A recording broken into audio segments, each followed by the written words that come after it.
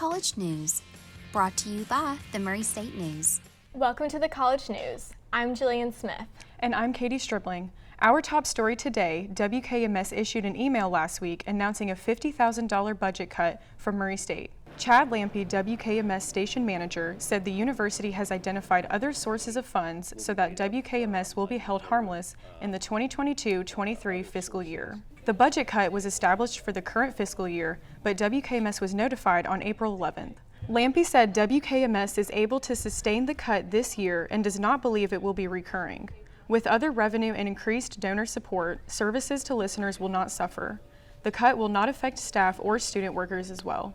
We're going to do everything we can to ensure that listeners receive the same service that they have received year over year, and that we continue to provide the training opportunities for our students in our newsroom and our students who work behind the scenes in programming and development as well. So our goal is to be as the best stewards for this region through this public radio station as possible, and that's what we're going to do.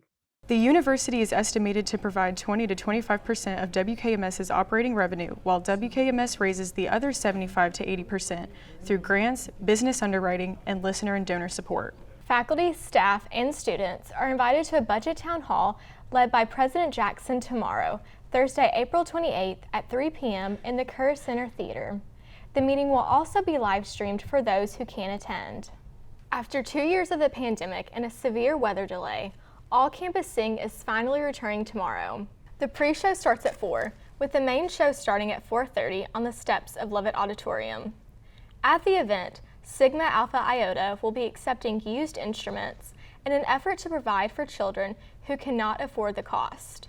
Donations can be dropped off at any time during the event at the music department, located on the 5th floor of Fine Arts.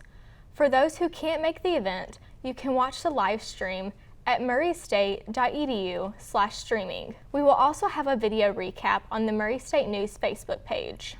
That's not the only musical event on campus. Lee Clark Residential College hosted their 13th annual philanthropy event, Clarkstock, last Saturday. This year's Clarkstock featured live music by student musicians, lawn games, and free food.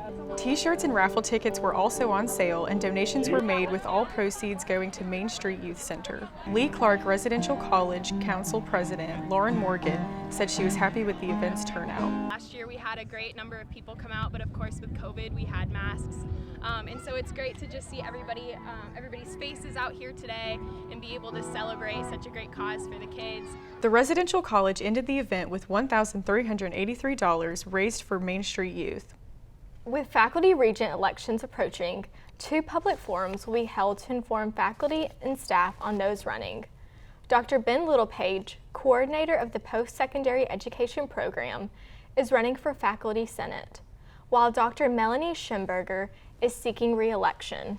An in-person public forum will be held on April 27th at 2:30 p.m. in the Ruth Cole Auditorium, located in Mason Hall. A Zoom public forum will also be held, but a date has yet to be announced. Elections will be held from May 9th through the 10th. The elected regent will begin their term on July 1st of this year. The men's basketball team received another commitment from the transfer portal last week. For more, here's Connor Capito with sports. Last week, Tennessee State's Kenny White Jr. announced that he would be transferring to Murray State. He made the announcement on Twitter with this simple message: Racer Nation, let's work. Racer Basketball also announced they will be playing in the Myrtle Beach Invitational Tournament in November. Over to softball. After a tie against Southern Illinois, the Racers were able to defeat SEMO in 2 of 3 games over the weekend. In Saturday's victory, Hannah James also became the first pitcher in school history to reach 500 career strikeouts, adding to an already record-breaking season. The softball team will be on the road for a doubleheader on Wednesday against Austin Peay. They will stay on the road over the weekend to take on Tennessee Tech. The baseball team lost to Memphis on Monday, and they lost to North Alabama on Tuesday. However, they turned things around over the weekend by sweeping Eastern Illinois and scoring 56 runs in the 3-game series. They will be at home this weekend as SIUE comes to town. They will then go on the road to play Southern Illinois. That's all for sports. Back to you. Thanks, Connor. The MSU Theater Department will be presenting Agatha Christie's Murder on the Orient Express next week in the Robert E. Johnson Theater. There are 4 different showings that you can catch between April 28th and April 30th at 7:30 p.m. and May 1st at 2:30 p.m. Tickets for children and senior staff are $14 and $16 for the general public. For more information about the event, please visit murraystatetickets.universitytickets.com. The Murray State Student Government Association recognized some influential people on campus last week at the SGA Awards ceremony. On Tuesday, April 19th, SGA awarded MSU staff member Jeremy McKeel with the Racer Hero Award, Alpha Sigma Alpha with Student Organization of the Year, and Student Organization and Family and Consumer Sciences with Outstanding New Organization of the Year. So I think that a lot of it comes from the philanthropy work that we did, raising several $1,000s for Toys for Tots in the community, and just the hard work that all the officers put in to make a lot of really awesome events for girls to go to and for the community in general. So Alpha Sigma Alpha also nominated McKeel for the award he received. So we were thinking about people who we felt like did something really great for us and like do really great things for the community in general.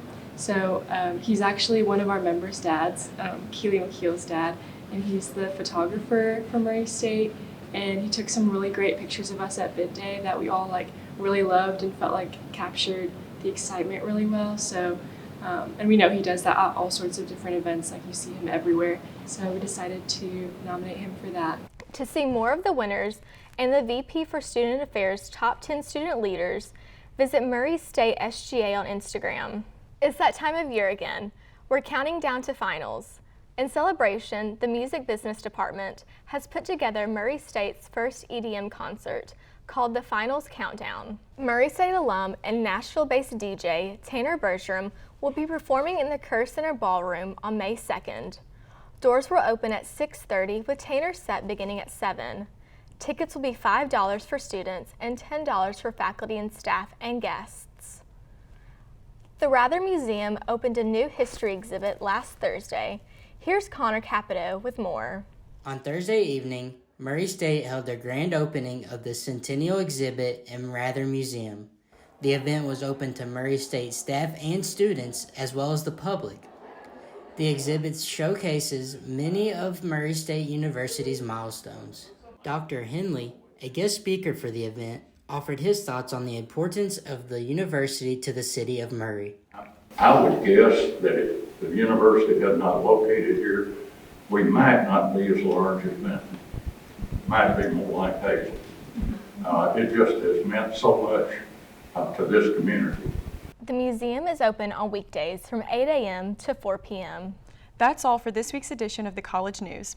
Pick up a copy of the Murray State News on stands tomorrow and join us back here next Wednesday for another edition of the College News. Have a great week, Racers.